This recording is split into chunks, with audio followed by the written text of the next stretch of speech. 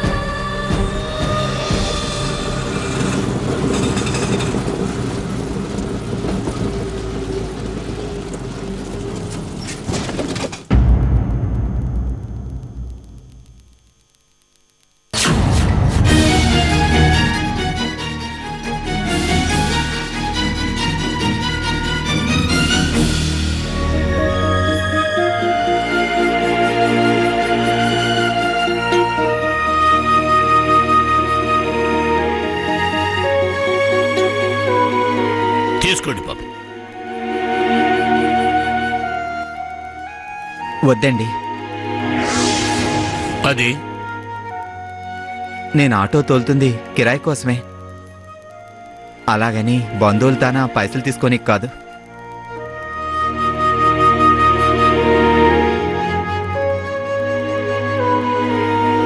మమ్మల్ని ఇంత దూరం మోసుకొచ్చావు బాబు. మరి నువ్వు మోయడానికి కూడా ఒక కుటుంబం అంటూ ఉంటదిగా. అందుకే ఇది ఉంచు. గా భారం మోయగలననే మీరు మీ పిల్లనిచ్చినారు, గీ పైసలతో మోయడానికి కాదుగా. నేను ఈ మామగా ఇస్తున్న పైసలు కావాయా, డ్రైవర్ బాబుకి ఇస్తున్నా.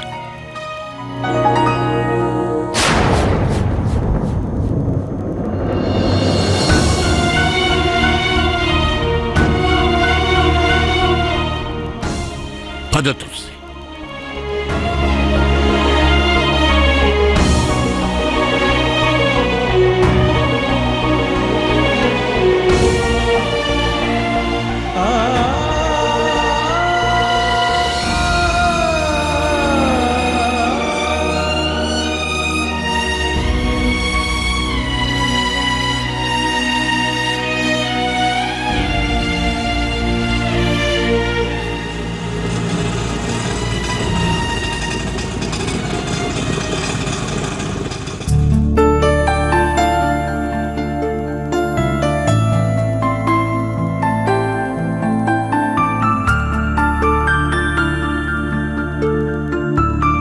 నర్సమ్మ, ఒక చోట పనిచేసేటప్పుడు అప్పుడప్పుడు తప్పులు జరుగుతానే ఉంటాయి. గట్లని కోపం తెచ్చుకోమాక. గదే తప్పు మళ్ళీ మళ్ళీ జరగకుండా చూసుకుంటే ఏ బాధ ఉండదు. అవునా? అవును. గట్లనే ఆత్మాభిమానం కూడా సంపుకోని అవసరం లేదు. మన ఆత్మాభిమానాన్ని నిలబెట్టుకుంటా, ఎవరిని నొచ్చుకోకుండా చూసుకుంటా, మనల్ని చూసి ఇతరులు గౌరవించేలా ఉండాల. గట్లనే ప్రేమాభిమానాల్ని ఇచ్చిపుచ్చుకోవాలి. గప్పుడు గేసోంటి సమస్య ఉండదు. అంతేకాదు, ప్రశాంతంగా ఆనందంగా జీవితం సాగిపోతుంది. ఎందుకో నిన్ను చూస్తే ఈ మాట చెప్పాలనిపించింది, చెప్పినాను.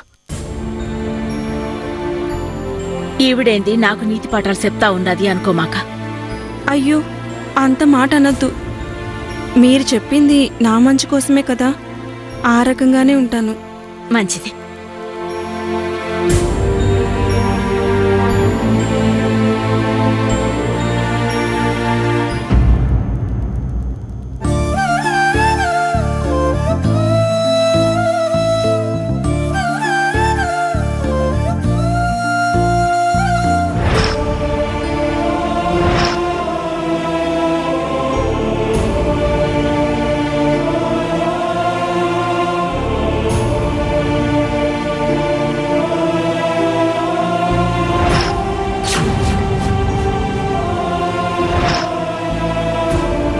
మాటలు అనవసరం.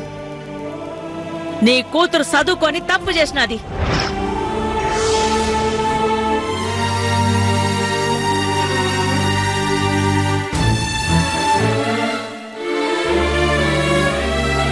అమ్మా సంధ్య.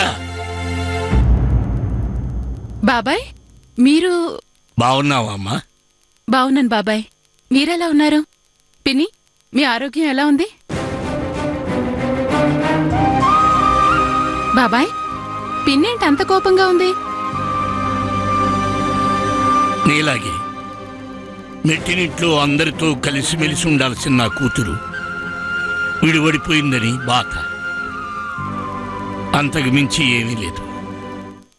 ఏమ్మా సంధ్య, ఆ రోజు అంతమంది ఇంట్లో ఉన్నారే, ఏ ఒక్కరైనా పద్మావతిని సీనయ్యని ఇంట్లో నుంచి పంపించొద్దు అని చెప్పారా? తులసి, అదే నా కోపం వచ్చింది. దాన్నే ఈయన బాధ అంటున్నారు. పిన్ని, ఆ సమయంలో నేను ఊళ్ళో లేను. అంతేకాదు, అత్తమ్మ గురించి నేను మీకు కొత్తగా చెప్పేదేముంది? అత్తమ్మ ఒక నిర్ణయం తీసుకుంటే దానికి తిరిగే ఉండదు. ఎవరేం చెప్పినా ఆ దేవుడే దిగొచ్చి చెప్పినా వినదు. అది కాదమ్మా సంధ్య, ఏయ్, అసలు పద్మావతి. తులసి, ఇప్పుడు ఈ ప్రస్తావన అవసరం చెప్పు. అది కాదండి. వద్దు. జరగాలని రాసింది జరిగిపోయింది. ఆ తర్వాత ఏం జరగాలో అదే జరుగుతుంది. ఇందులో ఏముంది చెప్పు. అవునమ్మా సంధ్య, నువ్వేంటమ్మా ఇక్కడ? ఏరా, ఒంట్లో బాగలేదా? నాకేం కాలేదులే బాబాయ్. అత్తమ్మకి ఒంట్లో బాగోకపోతే ఈ ఆసుపత్రిలో చేర్చాం.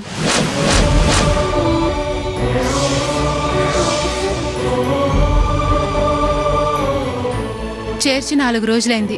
అయ్యయ్యో, దుర్గమ్మ గారికి ఒంట్లో బాగలేదని నాకు తెలియదు. అసలు దుర్గమ్మ గారికి ఏమైందమ్మా?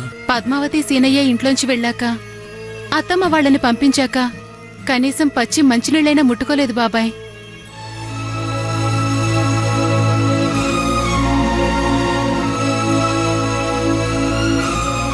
మూడు రోజులు అలానే ఉంది.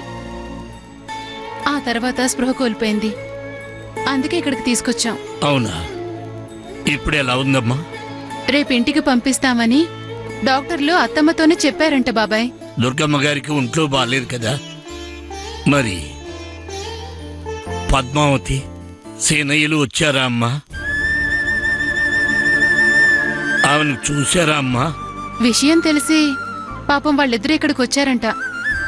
ఆ సమయంలో నేను ఇక్కడ లేను. మా వారు పాండు వాళ్ళిద్దరిని తిట్టి వెనక్కి పంపించేశారంట. ఆ విషయం తెలిసి నేను చాలా బాధపడ్డాను బాబాయ్ గారు. బాధెందుకులేమ్మా, ఆ సంగతి జరిగిన తర్వాత ఈ సంఘటన జరిగింది.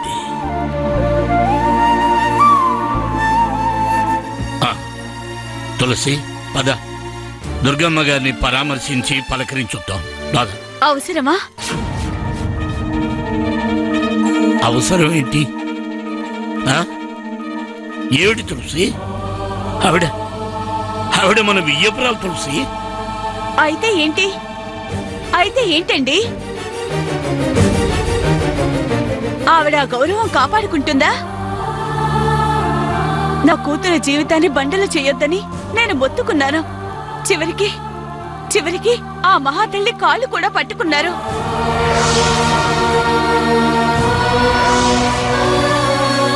అయినా కనికరించని బండరాయి ఆ గుండె.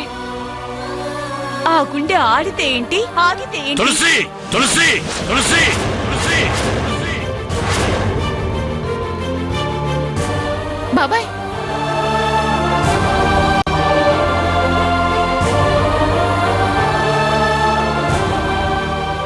ఎవరి గురించి ఏం మాట్లాడుతున్నావో అర్థం చేసుకుని మాట్లాడు.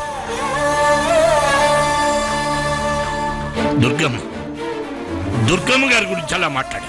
అది గుర్తుంచుకొని మాట్లాడు. అంత మాట్లాడడం తప్పు, తప్పు, చాలా తప్పు తులసి. ఆవిడ్ని ఒక్క మాట అంటేనే బాధపడిపోతున్నారు. ఆవిడ గారు నా కూతుర్ని అల్లుణ్ణి ఇంట్లో నుంచి బయటికి గెంటేసినప్పుడు తల్లిగా నా గుండె ఎంత అల్లాడిపోయిందో మీకు తెలీదా?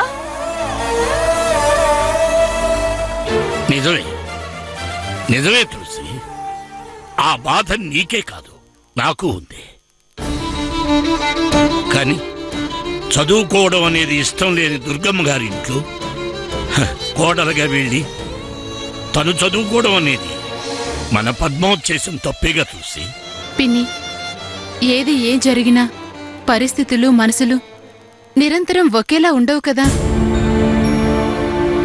పద్మావతి సీనయ్య మళ్ళీ ఇంట్లోకొచ్చే శుభవేళ వస్తుంది. ఆ నమ్మకం నాకు లేదు సంధ్య. మీ బాధను నేను అర్థం చేసుకోగలను పిన్ని.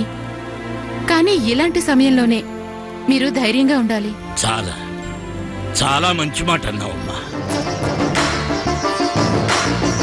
అమ్మా, నేను ఈ మాట మా తులసికి చెప్పాను. కానీ ఎంతైనా తల్లి కదమ్మా, అది బాధ. అంటే తండ్రిగా మీకు బాధ లేదా? ఇదిగో చూసావా? ఎంత ఉడుక్కుంటుందో చూసావా? తులసి, వియ్యపురాలకి ఆరోగ్యం బాగోనప్పుడు పలకరించడం మన బాధ్యత. ఇంకేం మాట్లాడకుండా నాతో రా. అలాగే దుర్గమ్మ గారు అక్కడ ఏమన్నా కోపంలో మాట్లాడినా కూడా ఏమీ మాట్లాడద్దు, సరేనా? నేను రాను, మీరు వెళ్ళండి. నేను రమ్మంటున్నా, రా.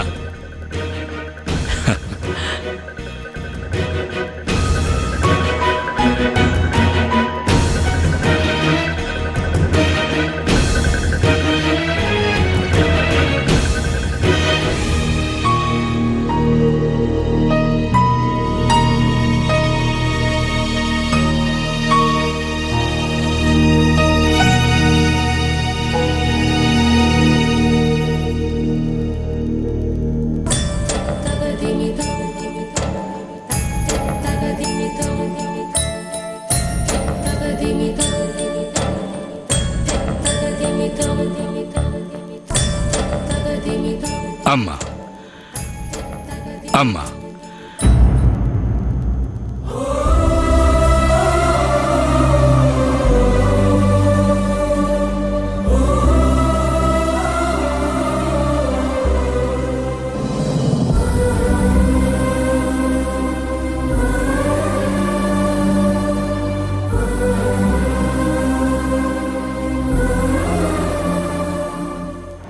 మాటలు అనవసరం. నీ కూతురు చదువుకొని తప్పు చేసినది. బయటికి బొమ్మన్నా గంతే.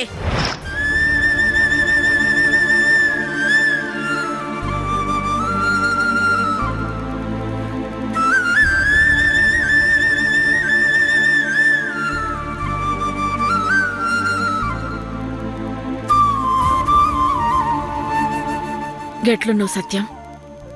తులసి, బాగుండవా? మీరేంటమ్మా ఇలా ఆసుపత్రులు?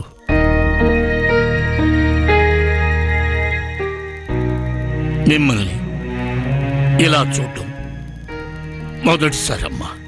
మనుషులం కదా సత్యం, గిసొంటివి తప్పేమీ కాదు. ఇష్టం లేకపోయినా, మనసుకి కష్టం అనిపించినా అందరి బలవంతం మీద గిడుండాల్సొచ్చింది. అమ్మా, మీరు ఆరోగ్యంగా ఉంటేనే కదమ్మా అందరూ బాగుండేది. అమ్మా, మీరిలా ఉన్నట్టు నాకు ఇప్పుడే తెలిసింది. ముందే తెలుసుంటే అప్పుడే వచ్చేవాళ్ళం. అదే తులసిని ఒకసారి డాక్టర్ గారికి చూపించాలని ఆసుపత్రికి వచ్చాం.